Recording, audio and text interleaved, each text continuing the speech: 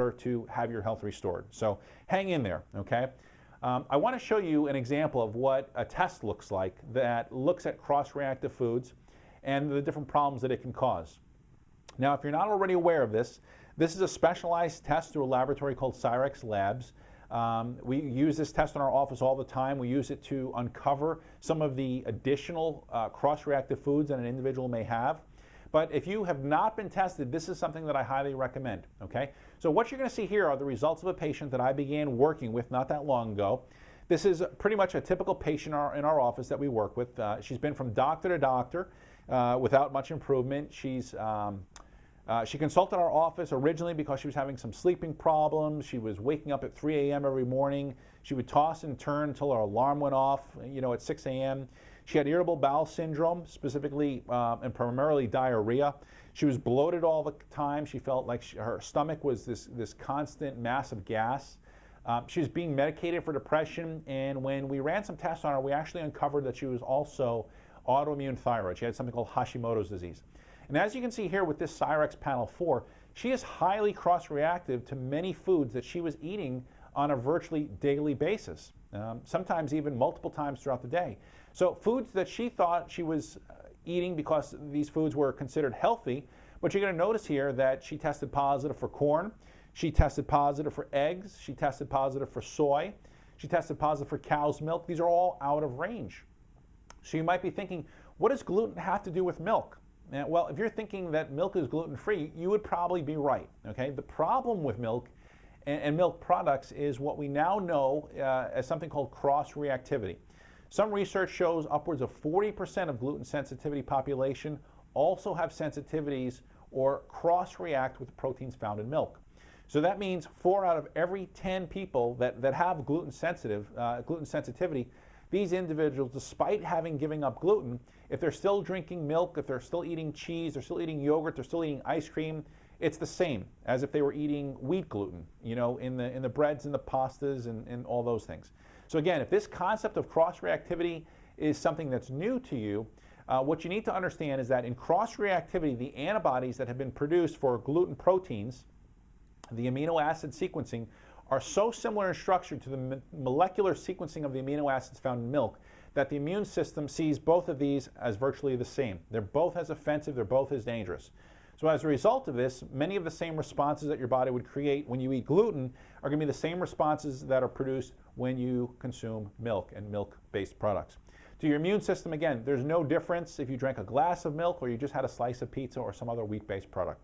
So again, this is why the testing is so important. You could be doing a great job of eliminating wheat gluten, but if you're eating any of these other common cross-reactive foods, you're going to be in trouble, okay? So what's important for you to take away from today's video is that each and every person has a unique biochemistry. We're all different. We all have different nutritional requirements. There is no one diet that's right for one person.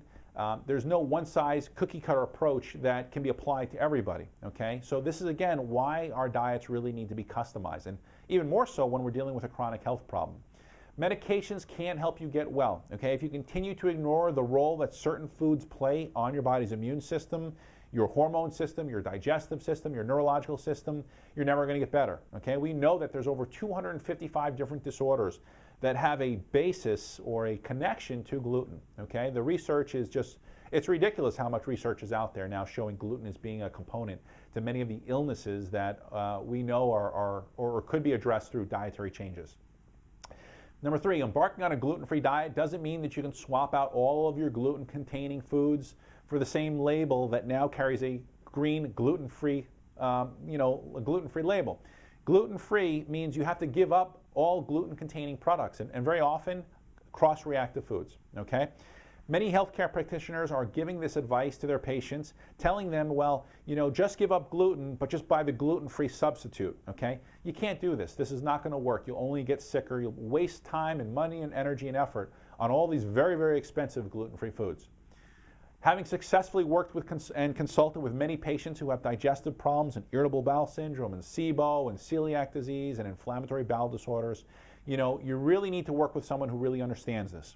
Every month or year that goes by where you're not being properly managed, you are potentially causing and inadvertently causing permanent damage to your body. Now, if I've just described you, schedule some time for us to talk about an action plan that would be the most appropriate for your case. If you haven't been to my website yet, visit my website, drhagmeyer.com. I recommend you check it out there. There's a lot of great information that is available to you. There's over 900 pages of just good content, health content for you and your family.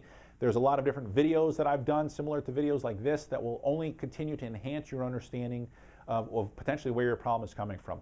Now, I've also prepared a free guide that's available. So if you haven't already downloaded my hidden sources of gluten, you can do that simply by filling out your name and email on the form on the side of this page.